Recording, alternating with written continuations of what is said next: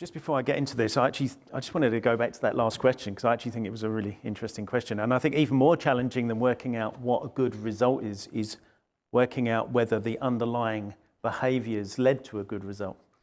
I don't want to get all John Stuart Mill about it, but actually working out cause and effect here is actually really, really challenging, I think.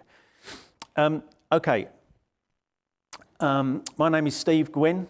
I'm at Movement Strategies, which is now a GHD company, and I'm also on the Lund faculty that was mentioned there, Lund University. Today I'm going to be talking about assessing the impact of changes to guidance and evacuation from fire in multi-occupancy high-rise residential buildings. That's quite a wordy title, I would say, but you'll see why in a moment.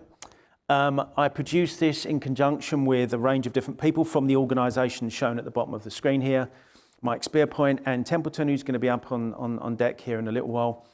Matt Arnott, Chef Wee, Claire Nash and Martin Ramsden. And I'm vibrating. Is that deliberate? Okay. This is part of a 2-year UK government-funded effort to identify how current guidance, specifically the approved document B, which is a UK document, that focuses on the physical structure, typically, and look at how that might impact egress performance. I would say I'm not sure if this is a research-heavy consultancy project or a consultancy-heavy research project, and you'll see why that matters in a moment. But we tried to gather a group of consultants, research consultants such as myself, and bona fide scientists such as Anne, who we'll get into her work in a moment. So why are we doing this? Why does it matter? Well, obviously this is touching on the Grenfell incident.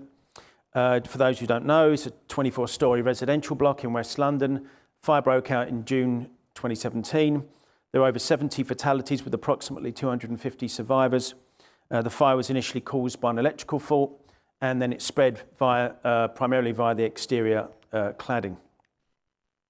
There was a delayed evacuation and a delayed revocation of the stay put policy, which has led to ongoing discussion in terms of the impact on guidance and future evacuation strategies. And this graph here that I downloaded from the BBC shows how that played out in terms of the number of people still left in the building at key points. So here you can see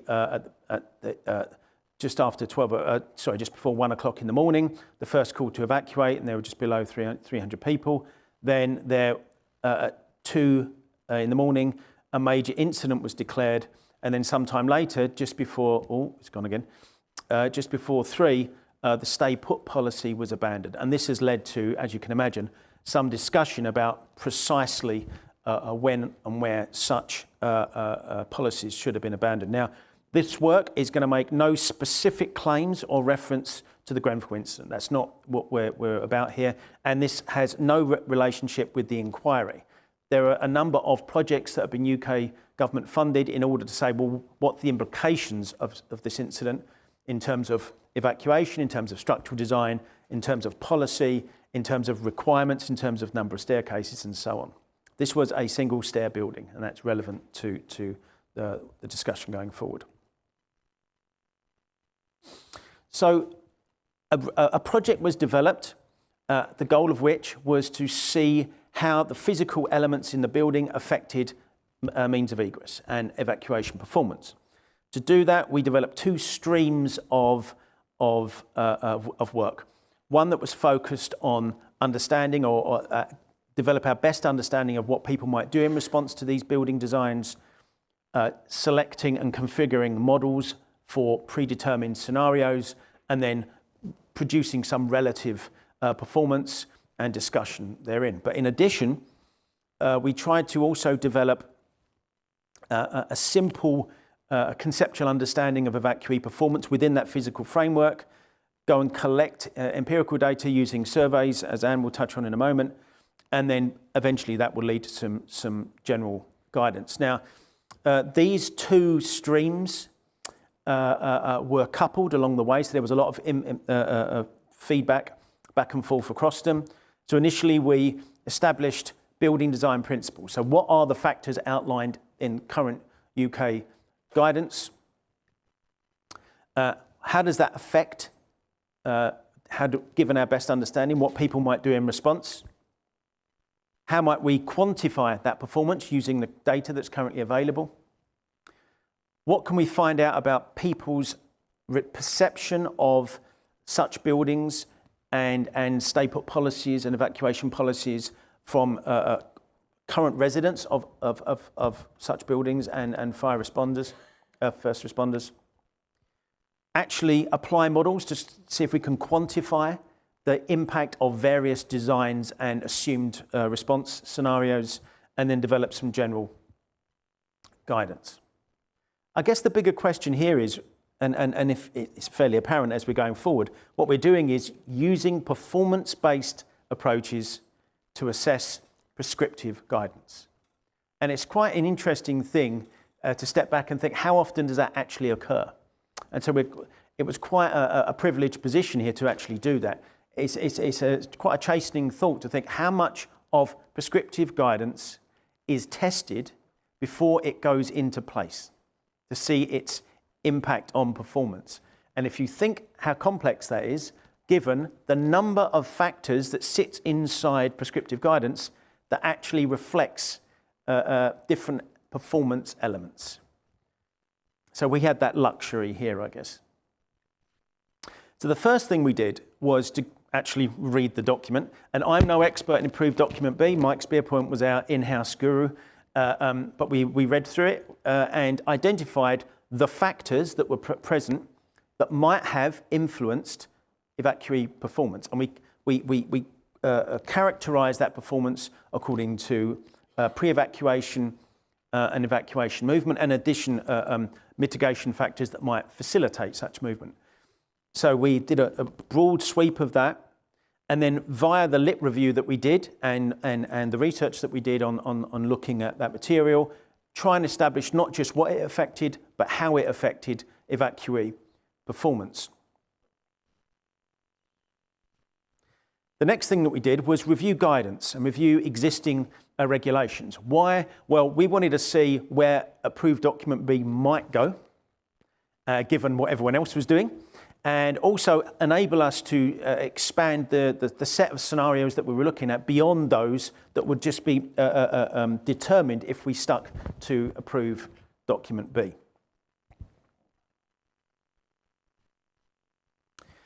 We then interviewed a small set of practitioners, and we did that to try and get some understanding of how people were interpreting the current guidance. There's a number of ways that you can interpret even quite tight prescriptive code. So what was the current practice and what was on the horizon? What were the trends of building design? How might they evolve, especially if Approved Document B was evolving as anticipated? And we also got some insights into practitioner assumptions in terms of resident demographics, for instance. And that was another factor that we could then incorporate into our modelling assumptions.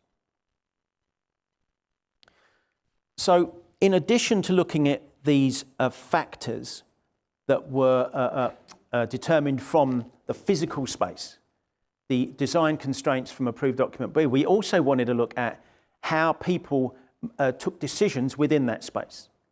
So rather than look, and this is not mentioned in the regulations or the guidance at all, so this was derived from research that we did. We went through the literature that was available, identified a number of statements regarding assumed evacuee performance in such residential properties, and then produced this simple overview, which basically says there's information available, it's processed, people build a picture of what's going on, that picture is interpreted according to the threat assessment, and then they do something.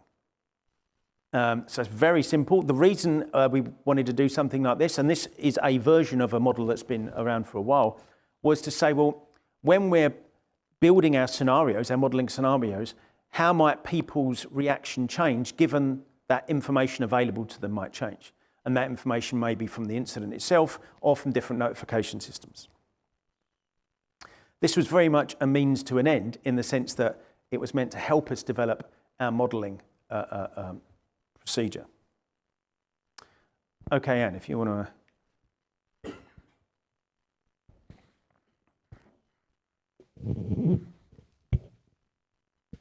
Thank you very much. I've been told to treat this like an ice cream cone so that you can actually hear me. Can I get a wave at the back if you can definitely hear me? Yeah, excellent. Okay. Thank you very much, Steve. Oh, got a clicker as well. Thank you. Okay, so I'm just going to take about 5 minutes to talk you through some interviews and surveys that we did as part of this project. So to start off, we ran some individual interviews with fire and rescue services in Scotland and England, really trying to focus on what the fire and rescue services perceptions were of how residents of high-rise residential buildings responded to the fire safety guidance, whether to evacuate or to stay put.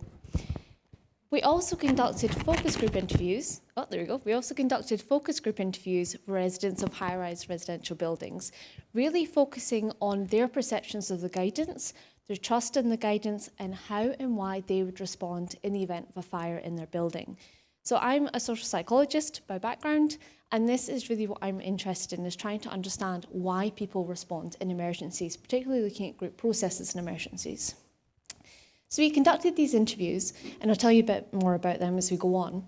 And these were the basis for a large-scale survey that we did with people across Scotland and England. So these surveys that we did, we collected data from 769 participants, and this was really just looking at their views of the fire safety guidance and how they would be likely to respond. The idea was to give us some kind of quantitative data that we could use to inform our models. Okay, so these are some of the survey results. This is just a snapshot of the results. Now I'm going to talk you through them, and I'm going to try to explain some of the results based on what we found in the interviews as well. Because we have heaps and heaps and heaps of data. There's so much that I don't think it's actually possible to get all of it in a model. If anyone's interested, please come and talk to us after. But I'm going to give you a snapshot of what's going on here. So we asked residents, we asked our participants how they would be likely to respond in the event of a fire. We asked about their views of the stay put guidance, the guidance to evacuate, and what we found, oh, it's gone away without me. There we go, okay. So what we found is that overall 90% of participants said that they understood what actions were expected of them in the event of a fire, and actually in the survey we had a comprehension check just to make sure they did understand guidance. But what was concerning is that only 59% of the respondents believed that staying put would keep them safe, and only 21% felt that staying put was safer than evacuating.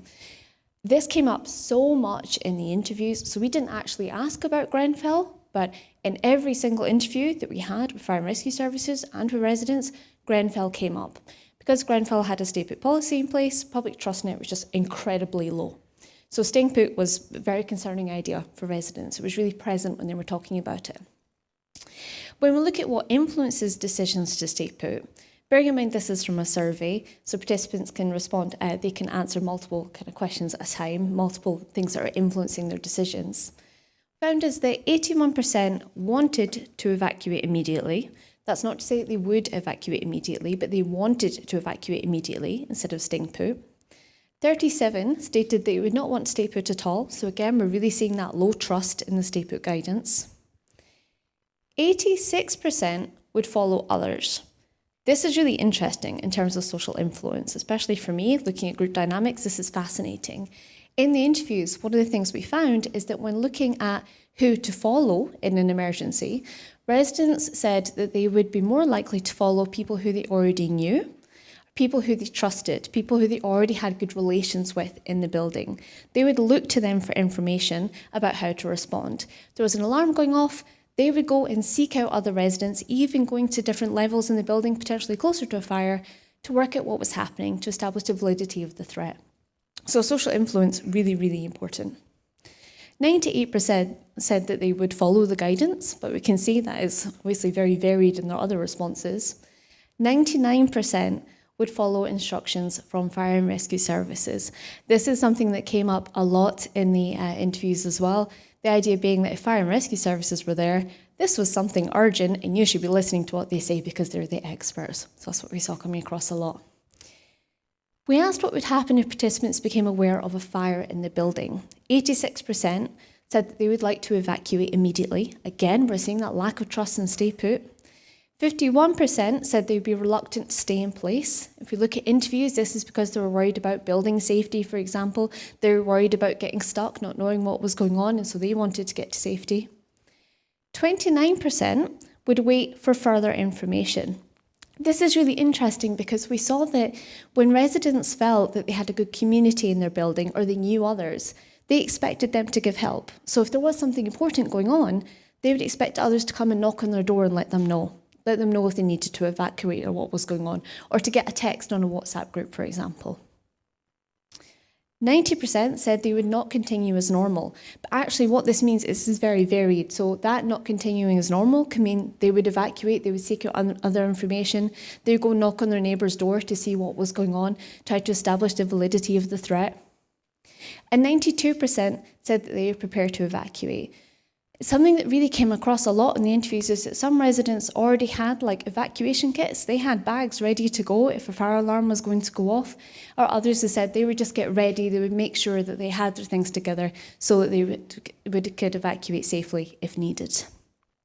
So as I say, this is only a snapshot of results. We have so much data about group relations amongst residents, about their views of fire and rescue services, their trust or lack of trust in the fire safety guidance. So come and talk to us about it if you're interested. But otherwise, I'm going to hand back over to Steve. You've got your mic. I'm fully mic'd. So you can tell it was a very good idea to get Anne to talk about that and not have me talk about it, because I wouldn't have got through those details. So what we then went on to do was to work out, okay, we've got this qualitative understanding of what we expect people to do.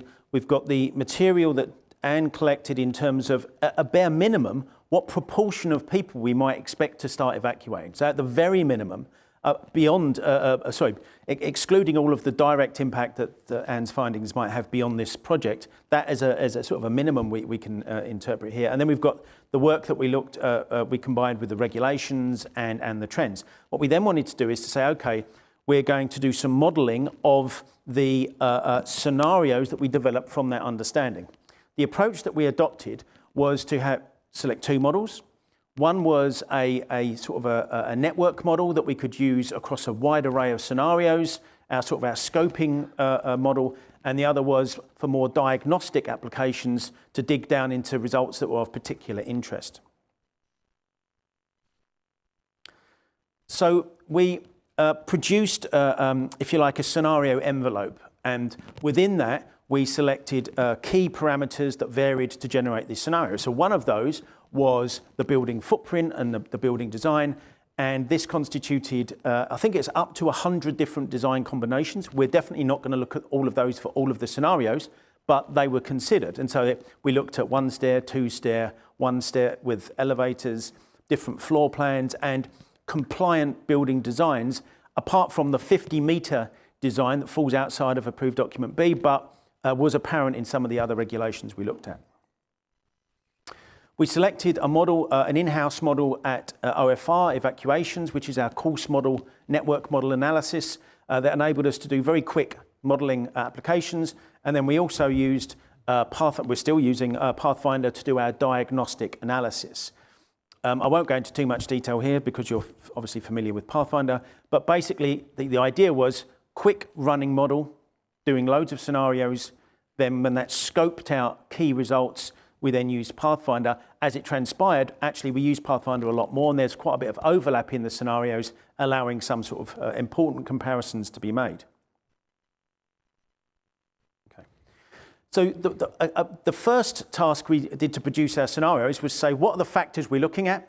How do they combine, and what values might those factors have? So you might not be able to see this. So here's an example. We could say what types of means of warning were in the building, various elements such as various options such as a sounder, a global sounder or a global voice, and these had different impacts upon our previously defined performance parameters such as pre-evacuation time or routes used. And then we, if you like, populated that with data based on our previous analysis. So we started to couple these factors that allowed us to then configure the models that were being applied.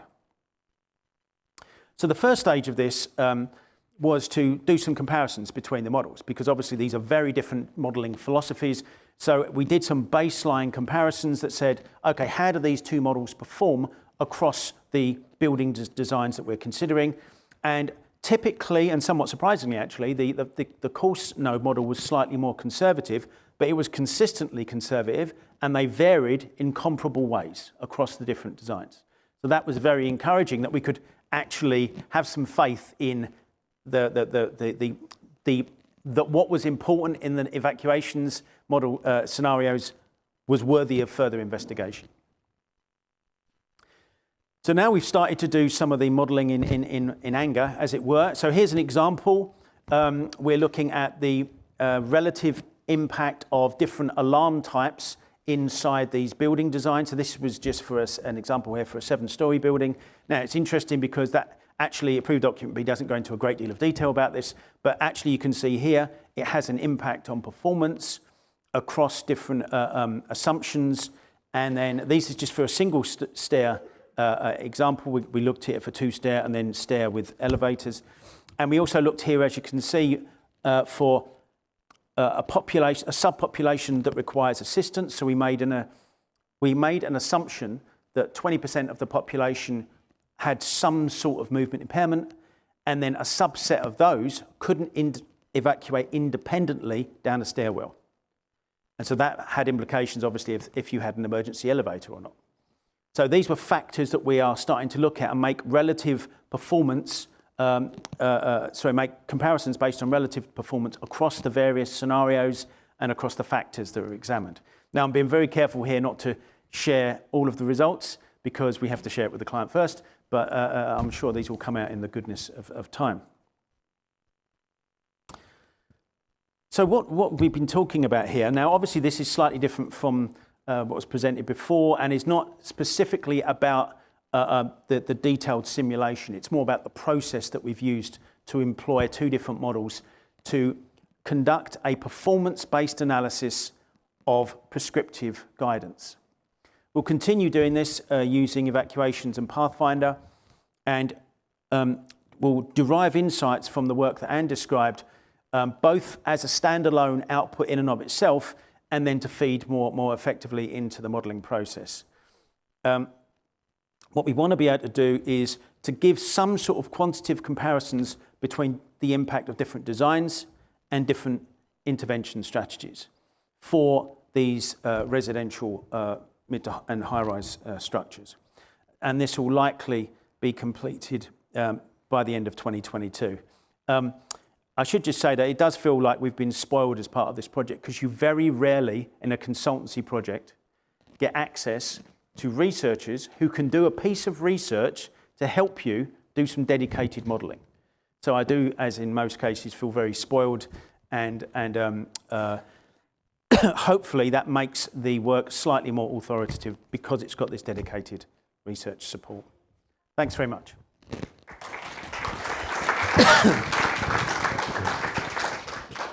Thanks, Steve. There's been a couple of questions coming in. One was, I showed you a moment ago, but or maybe if Anne might know as well, or whoever.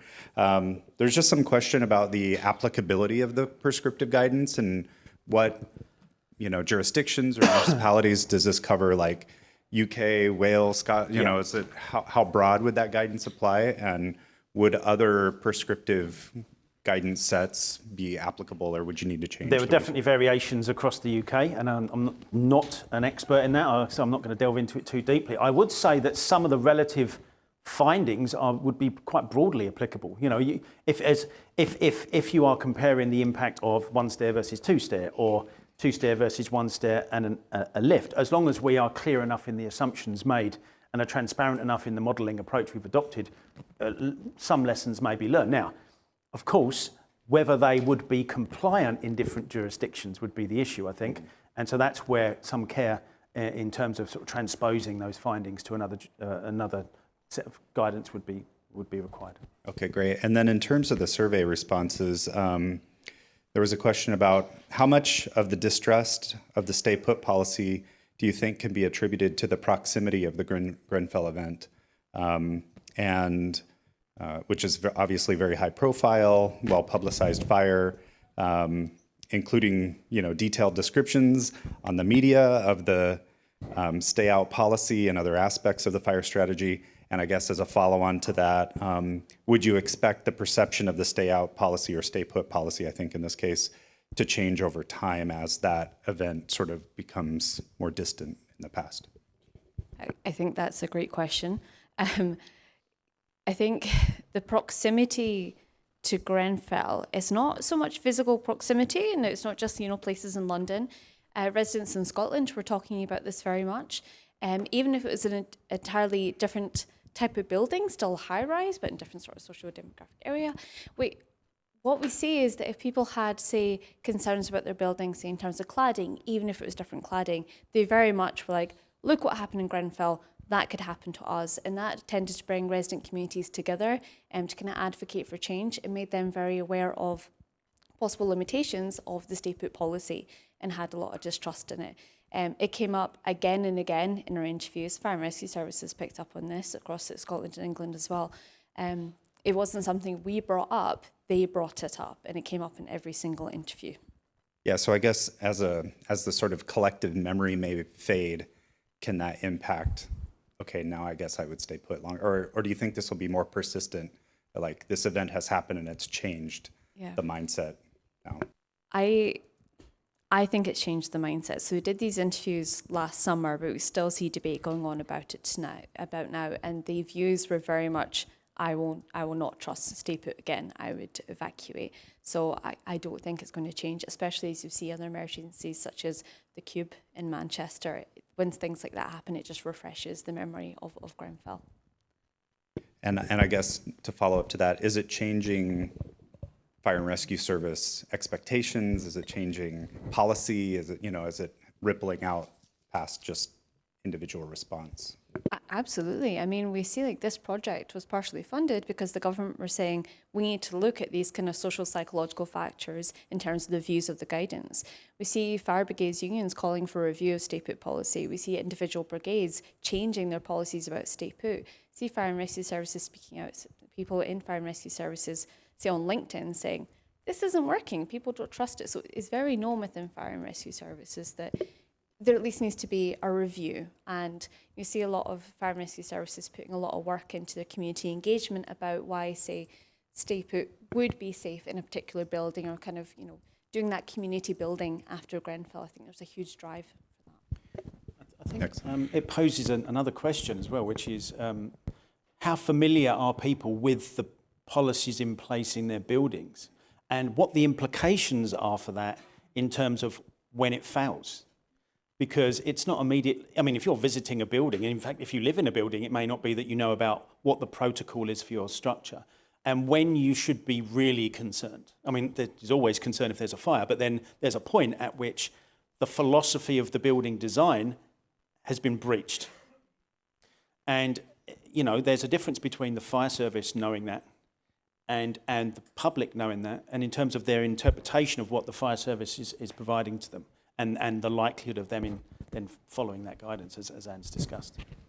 Excellent, thank you. Are we on time? Okay, wrap it up. Are there any questions here? One question? Thanks for your presentation. I have a question for Steven. You mentioned that one of the objectives is to develop a method to quantify the effectiveness of the evacuation strategies. Will it be the evacuation time? If not, can you give an example? So I think that's a very good question. So there's the approach we've adopted in trying to go from, if you like, here's the problem to here's the results, and then there's the eventual results themselves. So I think the eventual results themselves are probably confined to this particular challenge, but hopefully the methodology that we developed, which we publicised in more detail, I'm sure, going forward, will have value beyond this specific question, which was, how did we identify the scenarios? How did we support them with empirical data? How did we come up with a qualitative conceptual model? How did we then apply two different modelling approaches in order to give us additional confidence in the results that were produced? But again, and I think it is important, the key issue here is the relative performance of different designs based on these factors. Because obviously if you're getting into the realms of this is how long it will take, that's another argument entirely. But yes, I do think, as I think you allude to, the methodology may have some value in and of itself beyond the project. Yeah, thank you very much. Any other questions, please add those into the Q&A, and then hopefully Anne and Steve can answer there. Thank you very much.